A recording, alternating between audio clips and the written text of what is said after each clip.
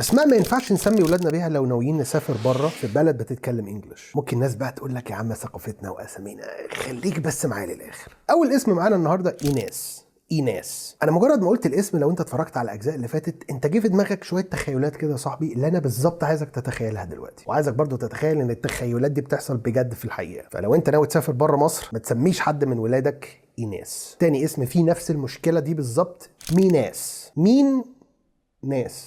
ميناس صاحب الاسم ده هيشيل قبح. في اسم برضو ده لو اسمك يا صاحبي بلاش يعني لو سافرت تحاول تقول للناس ان انت اسمك بشكل مختلف. يعني موفق والحقيقه اسم عربي جميل جدا، معناه جميل، ربنا يوفقنا جميعا. بس تعالى كده نقسمه اتنين،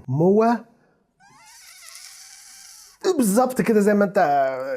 والله اسمنا زي الفل يا صاحبي، بس هم الاجانب هم بس المتخلفين شويه، معلش غلابه. الاسم اللي بعد كده معانا اللي هو اسم ندى، او اسم عادي خالص ما فيهوش اي مشكله على فكره، ما فيهوش حاجه وحشه يعني. بس لو انت ناويه تسافر امريكا بالتحديد، اللغه الثانيه في امريكا هي اللغه الاسبانيه، الاسبانيش. يعني الاسبانيش فيه كلمه اسمها نادا دي اللي هي نفس كلمه nothing، لا شيء. ده هي يعني ممكن يحطك في مواقف مش لطيفه يعني، وللاسف المواقف دي حصلت لبعض المعارف. اخر اسم معانا هو جريمه في حق اي واحده اتسمت الاسم ده، آنال.